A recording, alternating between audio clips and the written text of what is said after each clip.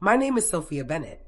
I'm 34 and I'm a senior accountant at a mid-sized manufacturing firm in Portland, Oregon, which means I've spent the last 11 years of my career making sure every dollar that moves through a ledger can be traced back to exactly where it came from and exactly where it went. Disowned in every way but the legal one by my own parents at 26.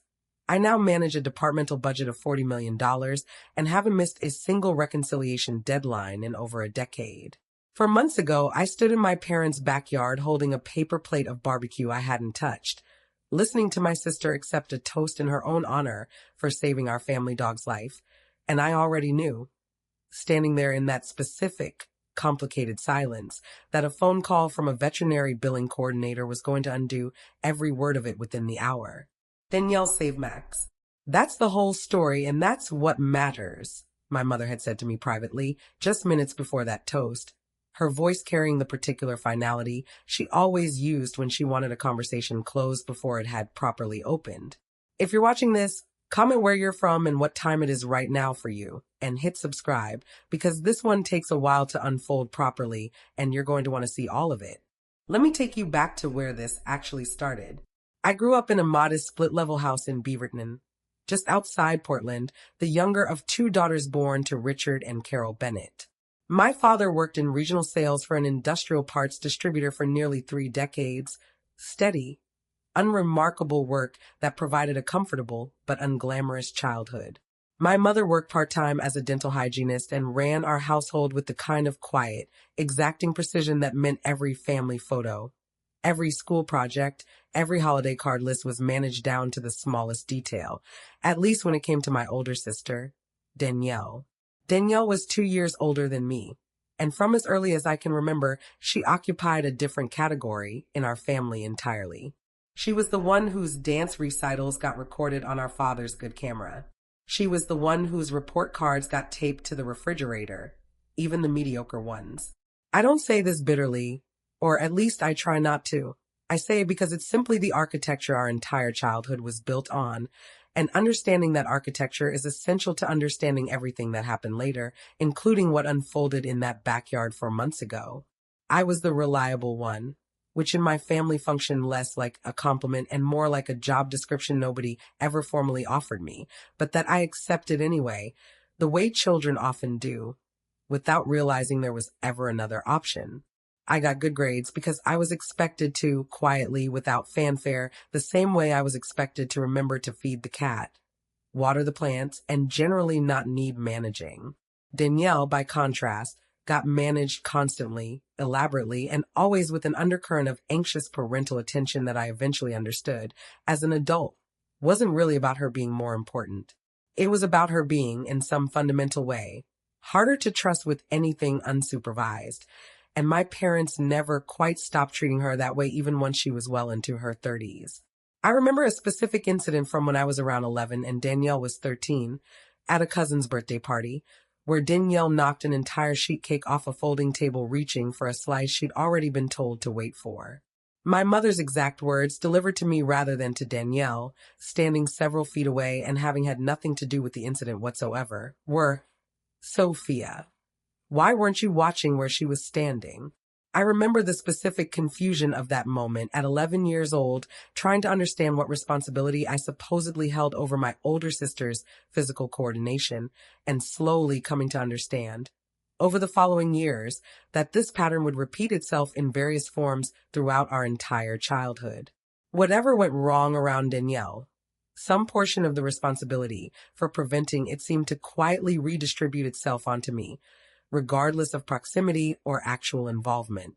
By the time I was 14, I understood the family's emotional economy well enough to stop being surprised by it, though understanding a pattern doesn't necessarily make living inside it any less exhausting. Danielle's successes, however modest, were celebrated expansively. Her failures were absorbed, explained away, softened by parental narratives about her being sensitive or still finding her footing.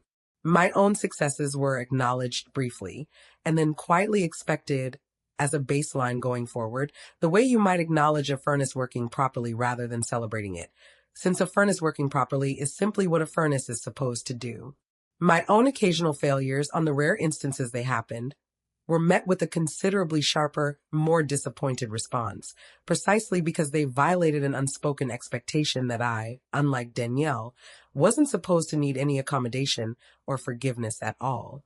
Danielle went through several career iterations by the time she reached 30, a brief stint in real estate that fizzled after 18 months, a multi-level marketing skincare venture that cost my parents an estimated $14,000 in 2014 before she quietly abandoned it, and finally, around 2018, the identity she'd eventually settle into with genuine, if precarious, success. A lifestyle and wellness blogger and social media personality, building an audience around home organization, family life. And increasingly over the following years, pet ownership content centered on Max, our family's golden retriever, whom our parents had adopted as a puppy back in 2015. I want to be clear that I never hated my sister, and I don't think the story is honest if I present her as some cartoonish villain rather than a genuinely complicated person shaped by the same family dynamics that shaped me, just from the opposite side of them. But you need to understand the architecture of favoritism in this family before I can properly explain what happened at that backyard party 4 months ago. The actual rupture between my parents and me happened 8 years ago. When I was 26, working my first real accounting job after finishing my CPA licensing requirements, making $52,000 a year, and still paying down the last of my own student debt. Danielle, at the time, wanted to launch a more ambitious version of her lifestyle brand, an actual product line of home organization tools she wanted to manufacture and sell, and needed $60,000 in startup capital she didn't have and had no realistic way of securing through a traditional small business loan given her thin credit history and lack of collateral. My father asked me to co-sign that loan, not offer money outright, which I might have considered on different terms, but formally co-sign a $60,000 obligation, putting my own credit and financial future directly on the hook for a venture I had serious, professionally informed doubts about, given everything I'd already watched happen with Danielle's previous business attempts. I said no. I remember exactly where I was standing when I said it, in my parents' kitchen on a Sunday afternoon in April, the smell of my mother's pot roast still thick in the air, sunlight coming through the window over the sink in a way that made the whole scene feel almost deliberately cinematic in its ordinariness, given how significant it would turn out to be. I can't do that, Dad, I said. I've looked at the numbers from her last 2 ventures. I'm not saying no because I don't love her. I'm saying no because co-signing that loan puts my own financial future at direct risk for a business plan that doesn't have realistic projections behind it. My mother's response, delivered without raising her voice, in the specific even, deadly calm she reserved for moments she wanted remembered precisely as she intended them to be remembered, was this: then maybe you don't need to consider yourself quite as central to this family as you seem to think you are, Sophia. Because right now, all we're asking is a little bit of trust, and you're choosing numbers over your own sister. I didn't cry. I want to be honest about that because I think people sometimes expect a woman to fall apart in a moment like that, and I simply didn't. I remember feeling a strange, specific stillness settle over me instead. The particular quiet that comes right before you understand your entire relationship with a family is about to permanently reshape itself around a decision you have no intention of reversing. I said, okay, picked up my purse from the back of the kitchen chair, and drove myself home in complete silence. I have never once regretted that no, not for a single day in the 8 years since. What followed wasn't a dramatic, single conversation disownment. It was quieter and in some ways more insidious than that, a slow, deliberate recalibration of how present I was allowed to be in family life. I stopped being invited to certain smaller gatherings, the ones my mother described afterward as just something we threw together last minute. You know how it is. I noticed my name quietly disappear from the family holiday card list 2 years running, before I even fully registered what had happened. I wasn't formally cut off. I was simply gradually edited out of the ongoing family narrative, the way you might edit a minor character out of a story you've decided doesn't need them anymore. For the 8 years that followed, I built an entire life almost completely separate from my parents and, by extension, from Danielle. I want to move through this part efficiently, because the important thing isn't the silence itself, it's what I was quietly doing underneath it. Year 1 after the rupture, I finished my CPA certification fully and moved firms, taking a position with better long-term growth potential. Year 3, I was promoted to senior accountant at my current firm, salary climbing to $78,000. Year 5, I bought my own condo in Portland's Pearl District, entirely on my own financial merits, without a single family member aware I'd even been house hunting. Year 8, this year, I was promoted again, now overseeing departmental budgeting for the entire manufacturing division, a role that put me in direct financial oversight of nearly $40 million annually. Through all of it, I developed a professional habit that bled quietly into my personal life without me fully realizing it was happening. I documented everything. Every significant financial decision, every important email, every receipt worth keeping, filed carefully, almost reflexively, the same instinct that made me good at my actual job. I didn't think of it as building a case for anything. I simply couldn't help organizing information the way I'd been professionally trained to, regardless of whether the information in question was a corporate expense report or a personal receipt from an otherwise unremarkable Tuesday. The one genuine emotional anchor I found during those 8 years, outside my own increasingly self-sufficient life, was a woman named Grace Whitfield, a senior partner at my firm who took an interest in mentoring me almost from my first week there, initially over shared technical questions about complex depreciation schedules, and eventually over considerably more personal territory once she noticed, with the specific perceptiveness some people simply have, that I never once mentioned my family in casual conversation, the way most of my colleagues did. Grace became, over those years, something close to the parental figure my own parents had quietly stopped being.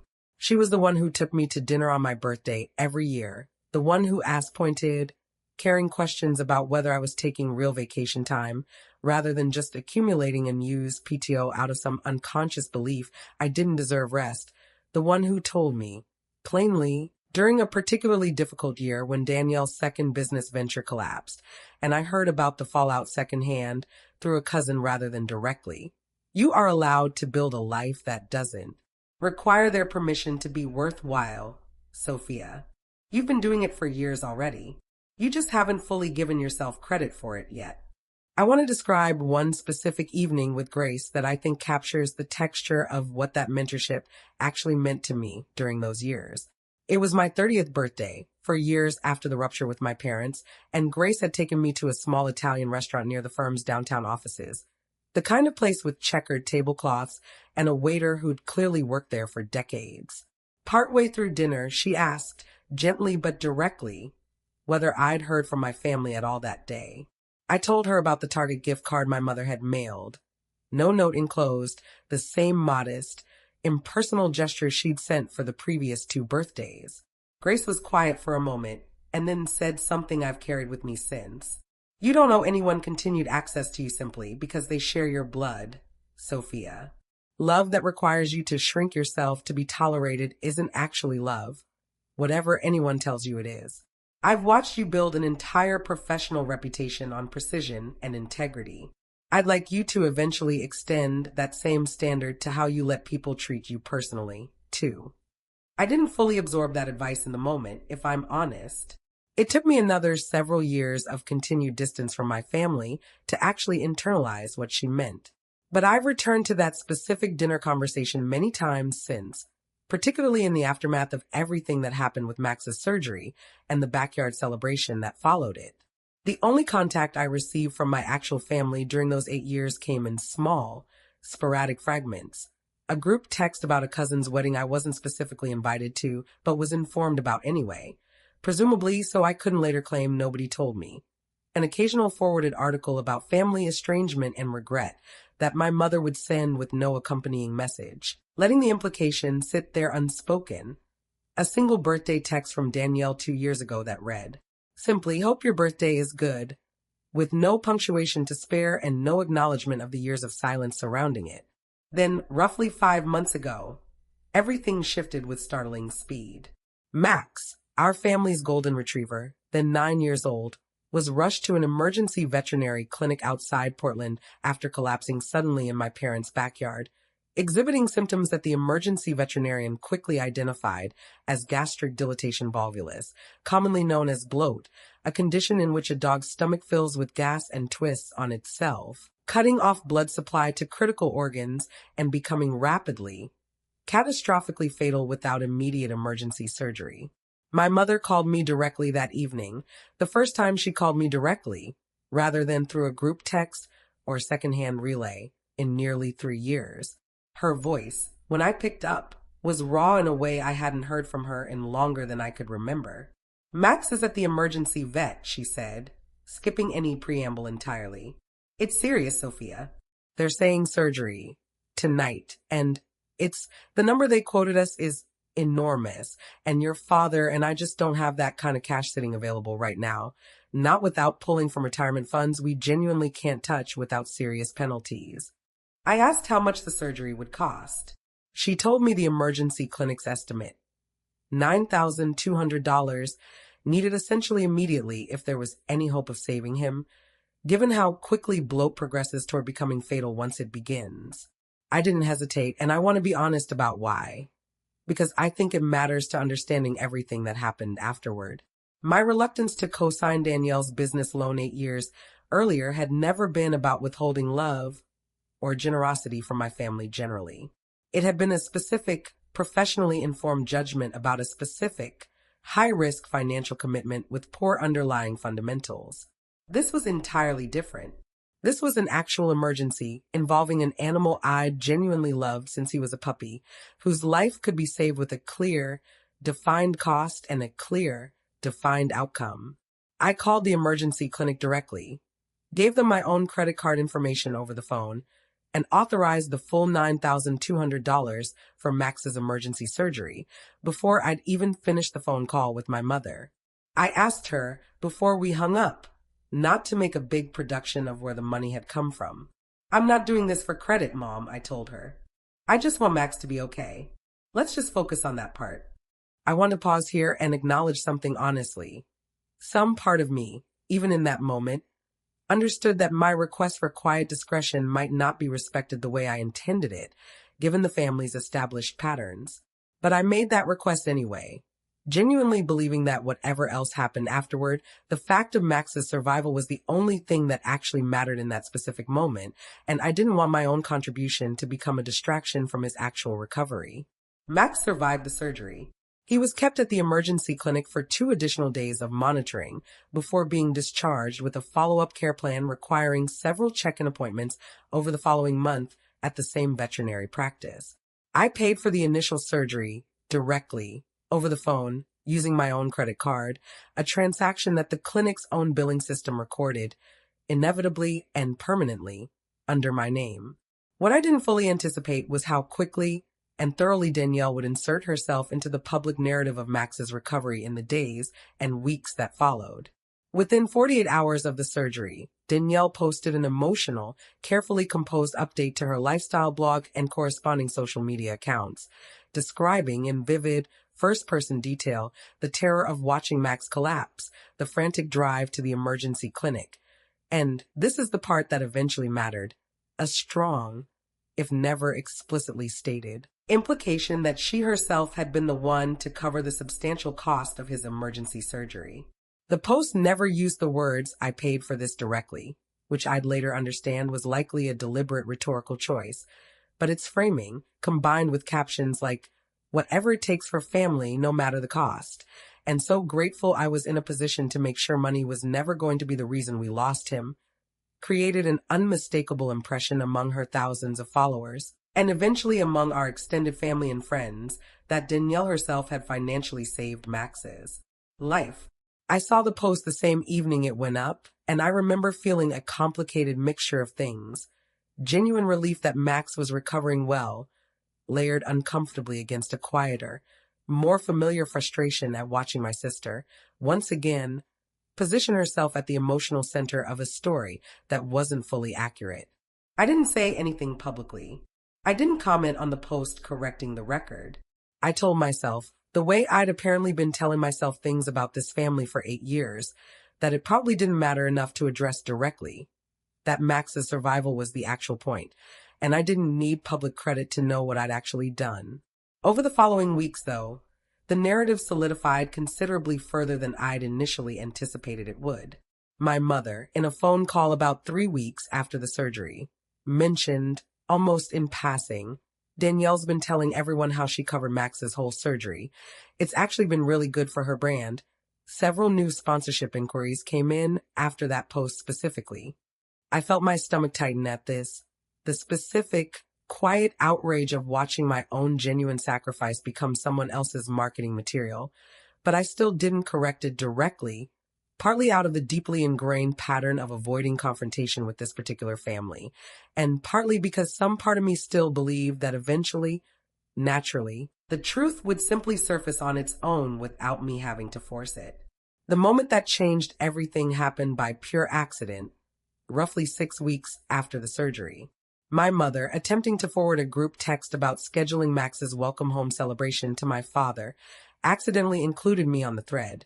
An old number of mine, apparently never fully removed from her contacts despite the years of distance between us. For nearly 4 hours before anyone noticed the mistake, I watched an active family group conversation unfold in real time that I was never meant to see. The relevant portion, which I read and reread several times afterward, unfolded like this.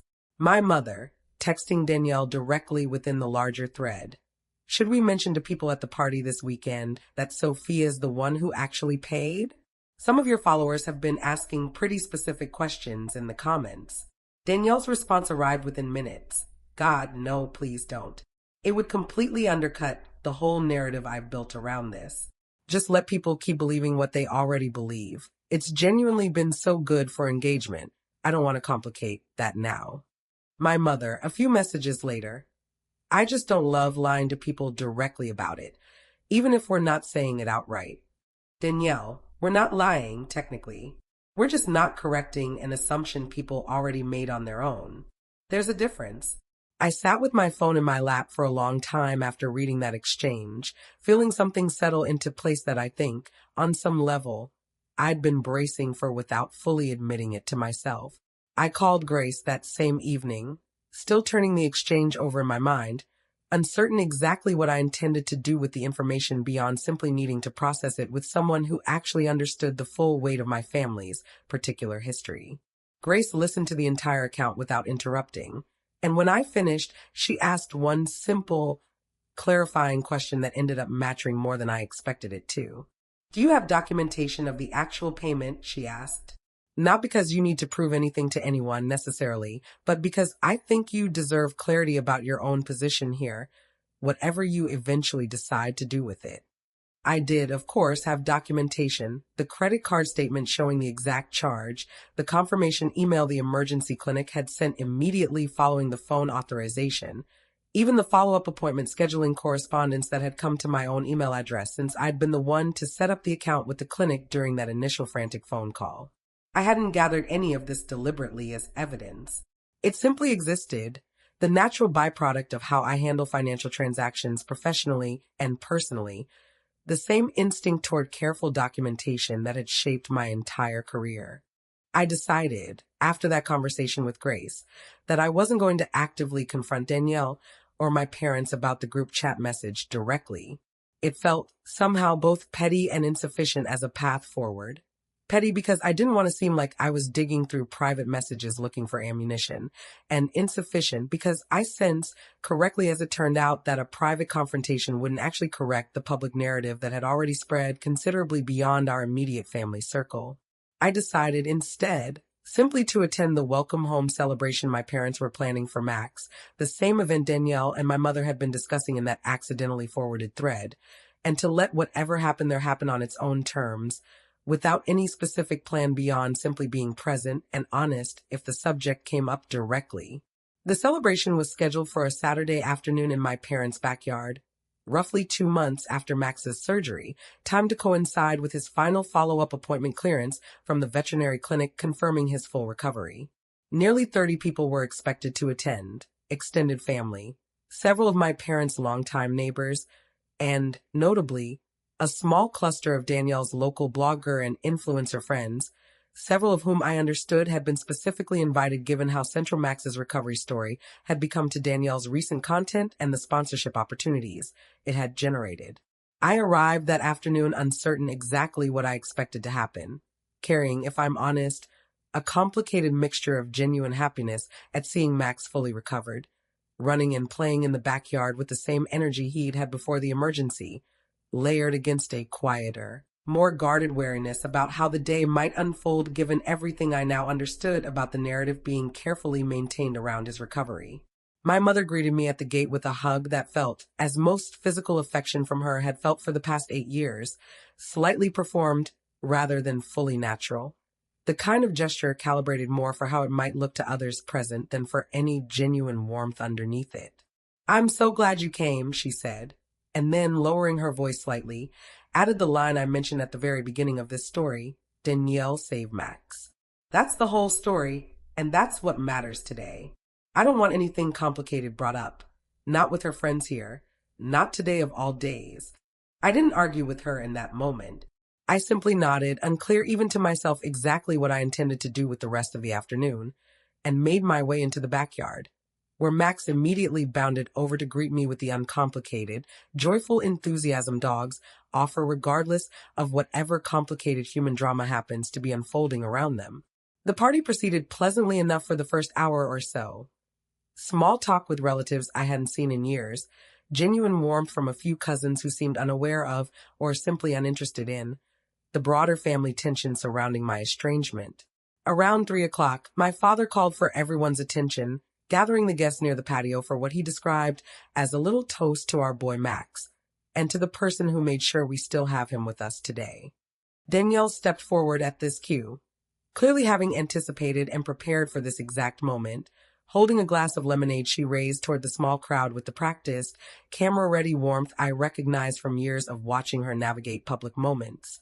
"I just want to say," she began, her voice carrying easily across the yard, "that when Max collapsed that night, I knew immediately I couldn't let anything stand in the way of getting him the care he needed.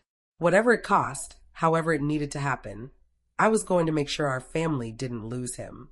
And I'm just so grateful. So incredibly grateful that I was in a position to be the one who could make that happen for all of us." The crowd offered warm applause, several people wiping genuine tears, entirely unaware of the specific inaccuracy embedded within an otherwise emotionally sincere moment. I stood near the back of the gathered group, feeling the particular, familiar tightness in my chest that came from watching my own actual sacrifice quietly absorbed into someone else's narrative. Once again, in front of an audience that had no way of independently verifying which version of events was actually true.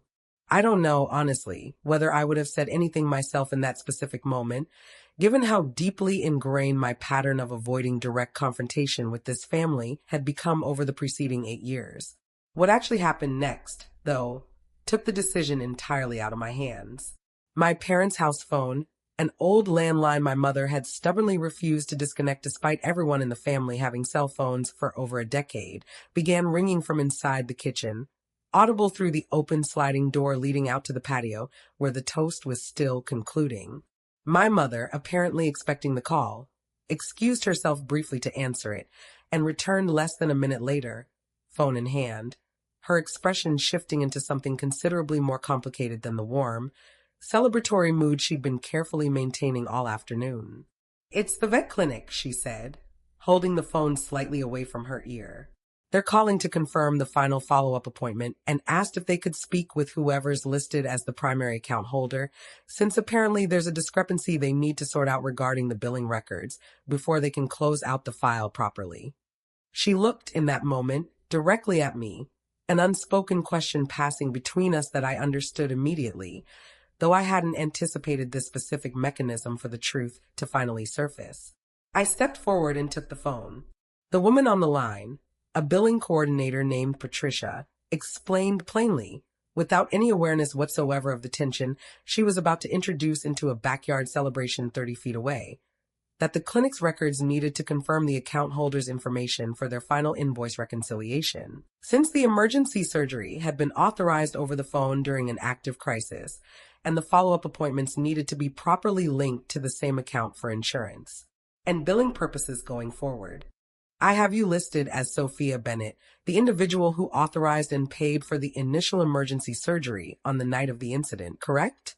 Patricia asked, her tone entirely businesslike, entirely unaware that her routine administrative confirmation was about to become considerably more significant than she could have realized.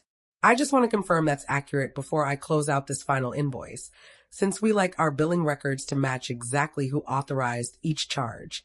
I answered honestly, plainly, aware that my mother was standing close enough to hear every word of my side of the conversation, and that several nearby guests, curious about the interruption, had also drifted within easy earshot. Yes, that's correct, I said. I authorized the emergency surgery and paid the full amount, $9,200, over the phone that night. Patricia, still entirely unaware of the significance of what she was hearing herself confirm, continued efficiently. Perfect. Thank you. That matches our records exactly. I'll go ahead and finalize everything under your account then, Ms. Bennett, and we'll have Max fully cleared from our system as a successful case as of today's appointment. I hung up the phone and handed it back to my mother, who was staring at me with an expression I hadn't seen from her in longer than I could remember. Not quite shock, exactly, but something closer to the specific, uncomfortable recalculation of a story she'd been actively maintaining for 2 months, suddenly meeting an inconvenient, entirely unplanned correction. Danielle, who had drifted close enough during the phone call to hear most of the exchange, had gone visibly pale. That's not, she started, before stopping herself, apparently unable to find a version of the sentence that didn't directly contradict what everyone standing nearby had just overheard. I paid for Max's surgery, I said, calm, my voice even, deliberately not raising it despite the small crowd of onlookers now clearly aware that something significant had just shifted in the afternoon's carefully maintained narrative. I authorized it that night, over the phone, with my own credit card. I asked Mom not to make a big deal about it at the time, because I genuinely just wanted Max to be okay and didn't think it needed to become a whole story. I didn't expect it to become someone else's story instead.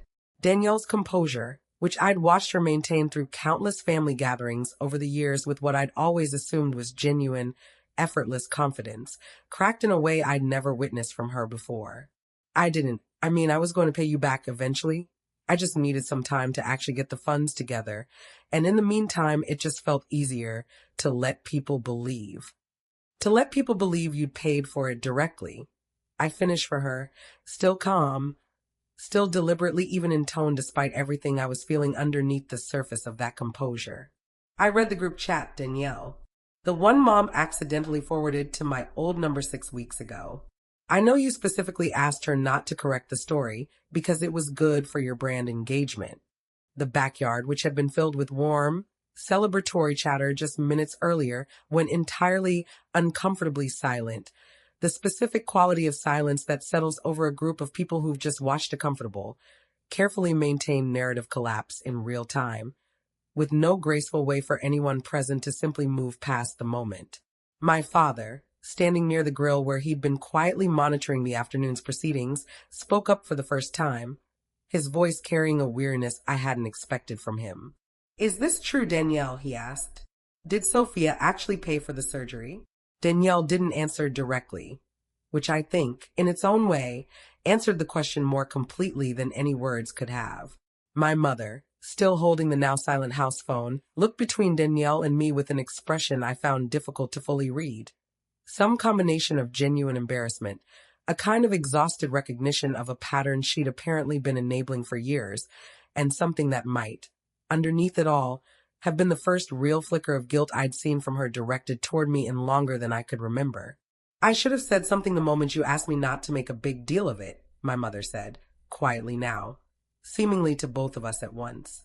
I let it become something else because it was simpler than correcting your sister, and I think some part of me has been doing exactly that with the two of you my entire life, without ever really examining it honestly until right now, standing here. I felt in that specific moment less triumphant than I might have expected to, given how many years of quiet frustration had led up to this exact scene unfolding in my parents' backyard.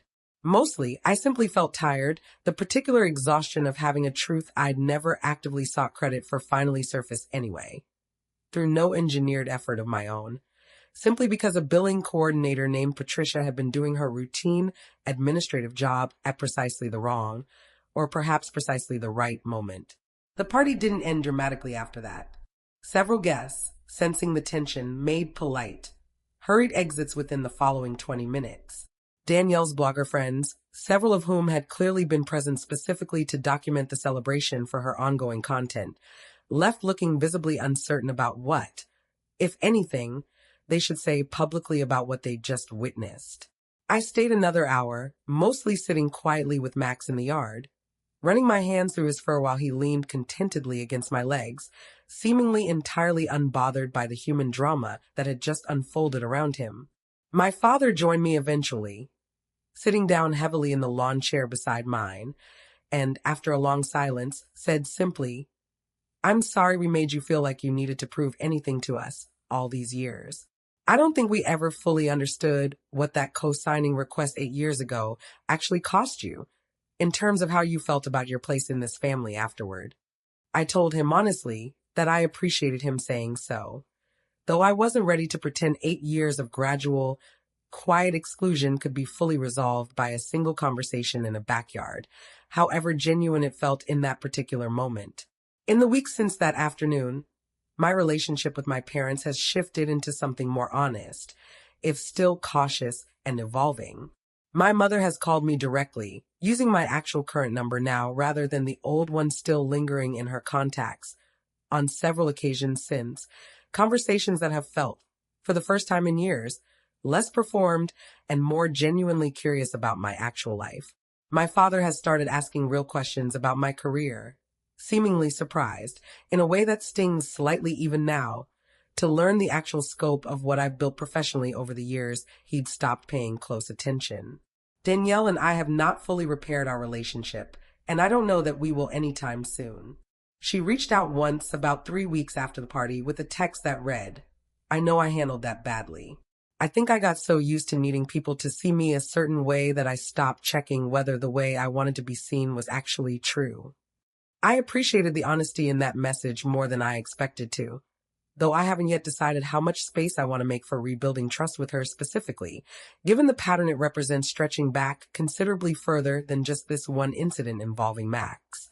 Max himself has made a full, complete recovery, running through my parents' backyard these days with the same easy joy he'd always had before that frightening night, entirely unaware of the complicated human reckoning his emergency surgery ended up quietly setting into motion within our family. I've thought often, in the months since that backyard celebration, about how strange it is that the actual correction of an 8-year pattern of quiet exclusion ended up hinging on something as small and unglamorous as a veterinary billing coordinator's routine end-of-file phone call. Patricia, wherever she is now, has no idea that her ordinary administrative diligence that afternoon did more to shift the entire architecture of my family's dynamics than any conversation I might have deliberately engineered myself. I think there's something worth sitting within that, some larger truth about how the record of what actually happened tends to exist quietly in the background of our lives, regardless of what story anyone chooses to tell about it socially, waiting, sometimes for years, for the moment it happens to surface on its own timeline rather than anyone's deliberate intention. I called Grace the evening after the party, sitting in my car outside my own condo, still processing everything that had happened. She listened to the full account, start to finish, and when I finished, she said simply, "You didn't do anything to force that correction, Sophia. You just kept living honestly, and eventually honesty has a way of finding its own opening." I've thought about that phrase often since, honesty finding its own opening, because I think it captures something true about the entire 8 years leading up to that afternoon. I never set out to build a case against my family. I simply kept documenting my life the way I document everything, out of professional habit more than any calculated strategy, and that habit turned out to be exactly what was needed once the moment for correction finally arrived on its own. I also think, honestly, about what this experience has taught me regarding Danielle specifically, beyond simply the immediate frustration of watching her take credit for something she hadn't actually done. I think Danielle has spent most of her adult life building an identity around being seen a certain way. Capable, generous, the one who handles things, precisely because our family's early conditioning taught her that being seen that way was the primary currency of belonging and worth within our particular household. I don't think that excuses what she did regarding Max's surgery. The deliberate choice to actively ask our mother to maintain a false narrative rather than simply allowing the truth to exist alongside her own genuine grief and relief about his survival. But I think understanding the pattern makes her actions feel less like simple cruelty and more like the continuation of a defense mechanism she's been building since childhood. One our parents inadvertently taught both of us, just in different directions. I've also thought a great deal about my father's comment to me in the lawn chair that afternoon, his admission that he'd never fully understood what refusing to co-sign that loan 8 years earlier had actually cost me in terms of my place within the family. I appreciated the honesty of that admission, though I've noticed in the months since that appreciating an apology and fully trusting the relationship going forward are two considerably different things, requiring different timelines to actually settle into place. My father has started calling me every other week now. Genuine, unprompted calls rather than the sporadic, obligation-driven contact of the previous 8 years. And while I can't yet say whether this represents a permanent shift or simply a temporary correction born out of the discomfort of that particular afternoon, I've decided to meet it with cautious, open engagement rather than either full forgiveness or continued distance.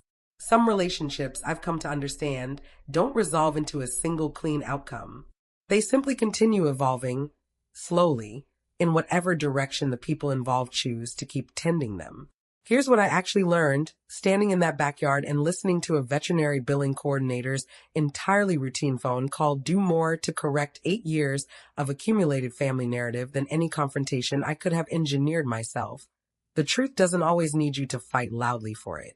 Sometimes it just needs an ordinary administrative record, existing quietly in the background of your actual life, waiting for the moment someone else's convenient story finally runs up against it. People can build an entire public narrative around your absence, or around erasing your actual contribution, for as long as they're able to maintain it uncontested. They can't argue in the end with a documented charge, dated and confirmed, sitting in a clinic's own billing system with your name attached to it. If this hit close to home, tell me in the comments about a time your own quiet sacrifice got absorbed into someone else's more visible, more convenient version of events. Subscribe if you want to see how these stories keep unfolding. Share this with someone in your own life who's ever given generously without needing public credit for it, and I'll see you in the next one.